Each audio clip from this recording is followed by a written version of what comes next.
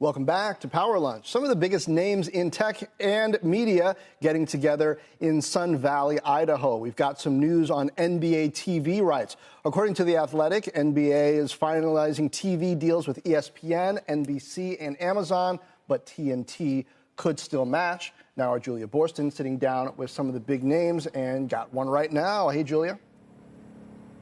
Hey, John, that's right. I'm joined now by Casey Wasserman. He is chair of Olympics 2028, which is in my hometown of Los Angeles. Also, founder and CEO of Wasserman, which is a sports and media agency, long history in sports. Also, more recently in the business of music and entertainment as well. We have so much ground to cover, but I want to start first with this headline about the NBA. Will Warner Discovery match the offers from Amazon or CNBC's parent company, NBC Universal? Where do you see these NBA rights going, and is it good or bad for the business? I think the deals are incredible for the business. The commissioner deserves a lot of credit for creating a set of partners to really triple the revenue for the league, to create a level of consistency and stability, access for customers and consumers of sports, where they want to see them, how they want to see them today. So I think that is a win.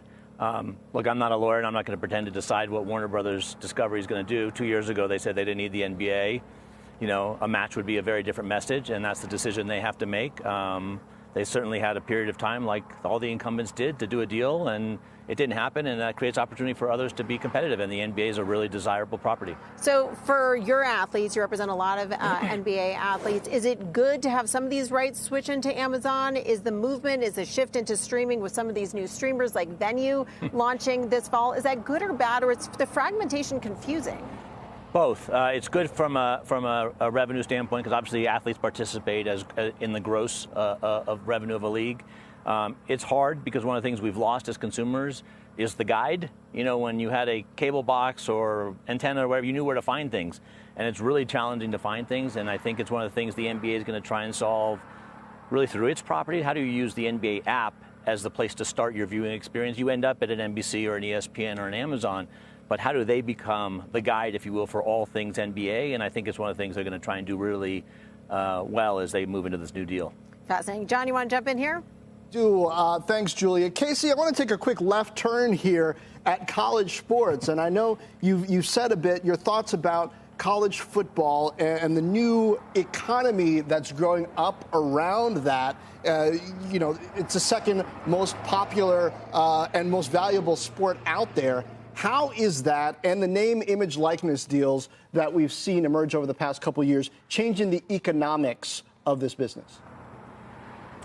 Well, the economics of college football are quite staggering, frankly, and the scale that they've grown and the speed of which they've grown over the last 3 or 4 years.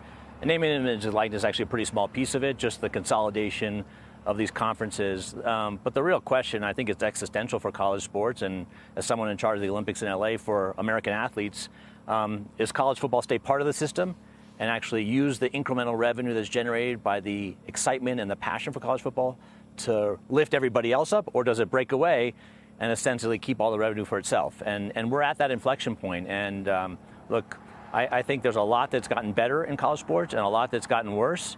And the problem is there isn't someone with total control to fix all the problems. And once you open Pandora's box, you better be careful. And so that's kind of where we are today. College football is incredibly powerful. I think it's got a lot more value than it's actually being paid for today. And I think that value can solve a lot of problems or create a lot of new problems that no one's thought about.